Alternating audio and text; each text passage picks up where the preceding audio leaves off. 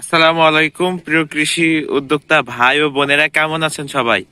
আশা করছি নিশ্চয়ই ভালো আছেন। আলহামদুলিল্লাহ, আল্লাহর অশেষ রহমতে ও আপনাদের দোয়া ও ভালোবাসায় আমিও ভালো আছি। বন্ধুরা, আপনারা দেখতে পাচ্ছেন পেয়ারা গাছ আর কি নতুন করে আবারও শুরু করলাম। এটা হচ্ছে 12 মাসি থাই গোল্ডেন 8 পেয়ারা। তো এখানে হচ্ছে 2 বিঘা জমি এই আশেপাশে দেখতে পাচ্ছেন। তো এটা হচ্ছে 12 মাসি থাই গোল্ডেন 8। 1 সপ্তাহ হয়েছে রোপণ করেছি। রোপণ করে পানি দিয়েছি, কেবল পানি দেওয়ার পর অর্থাৎ সেচ দিয়েছি। দেখেন, এটা হচ্ছে 12 মাসি থাই গোল্ডেন 8 পেয়ারা। তো আমরা চারাটা কিছুদিন রেস্ট দিয়ে লাগিয়েছি, রেস্ট দিয়ে লাগালে ভালো হয়।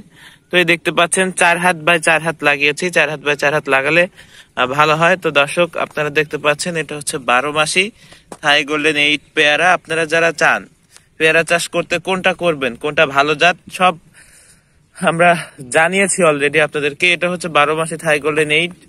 দেখতে পাচ্ছেন এটা আমরা লাগিয়েছি জমিতে। প্রথমে আপনাকে চাষ দিয়ে নিতে হবে জৈব সার। দেখেন আমরা জমিতে কি পরিমাণ জৈব সার দিয়েছি, এগুলো দেখতে পাচ্ছেন। তো আপনারা একটু যদি খেয়াল করে দেখেন তাহলে কিন্তু দেখতে পারবেন যে জমিতে কি পরিমাণ গোবরের সার দিতে হয়।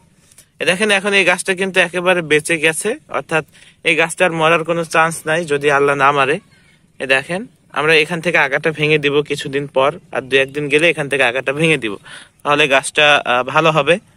তো এই দেখেন, আমরা সামনে যদি একটু যাই, এই দেখতে পাচ্ছেন ছোট্ট একটা গাছে ফুল, দেখেন ফুল আসা শুরু করেছে। 12 মাসি থাই গোল্ডেন 8 পেয়ারা।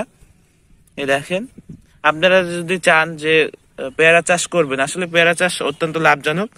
আপনাকে 4 হাত বাই 4 হাত যদি লাগান, তাহলে 1 বিঘা অর্থাৎ 33 শতাংশ চারা লাগবে হচ্ছে 400 পিস। এই দেখতে পাচ্ছেন।